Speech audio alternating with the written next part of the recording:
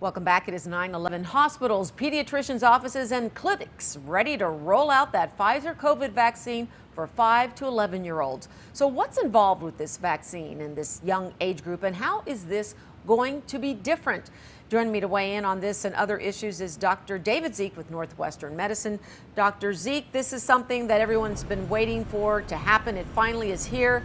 So now parents are asking a lot of questions. We have talked about some of these before, but it's worth definitely going over them again. So my first question to you is, how will this vaccine differ in this age group in terms of dosage, timing, and effectiveness?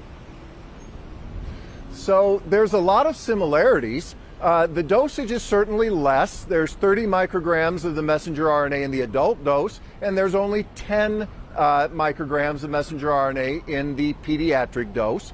It is given 3 weeks apart, which is very similar to the adult dose. And the side effects are similar in that you have mild headache, sometimes you sore arm, you can get a low-grade fever, but they appear to actually be less in this group than they are in the teenagers and adults. Okay, and something that's been brought up is that the needle length will actually be different. Tell me about that and why. What difference does that make? Well, smaller kids and smaller bodies and a smaller needle. It is still an intramuscular injection, but I think the best thing is just not to look. Yeah, right. I think that works for all of us too. Okay, so that brings me to my next question. So is the same COVID vaccine dosage given to everyone in this age group, regardless of weight? Because there had been some issues brought up because there's a big difference between a 5-year-old and an 11-year-old. Certainly there is, but one could argue there's a big difference between a 98-pound female and a 250-pound linebacker that all got the same adult dose. So we do find similar immune responses in people who are in the children of this age group, regardless of their size. So it is not a weight-based, it is a set dose no matter how big you are. Okay, will children eventually need boosters as well, do you think?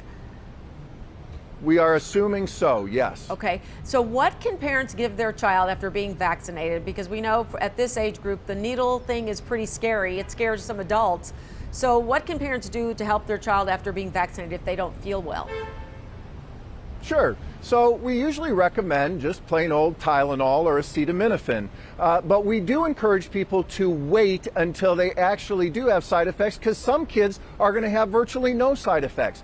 There's some data from many different vaccine trials, not just COVID, that giving ibuprofen or acetaminophen preemptively might decrease the effectiveness of the vaccine a little bit. And therefore we say don't give them it before they go in for the vaccine. Wait and see if they have side effects, and if they do, then you can give them some Tylenol or acetaminophen. Okay, so once they are vaccinated, because this has been a big issue in schools, is mask wearing. Will vaccinated children still need to wear masks? Is this going to make a difference?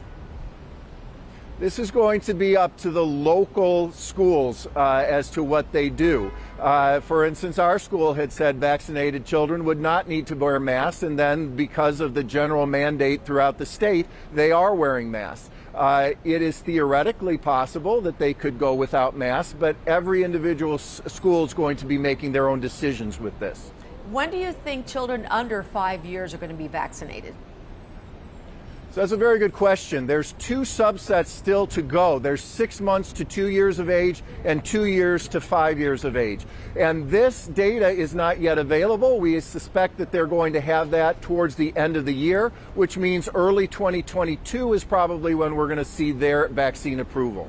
Okay, and finally, this is 28 million children that will be eligible, but I believe there was a study out that said maybe 1 in 3 parents aren't so convinced they're going to do this right away, that they want to wait and see.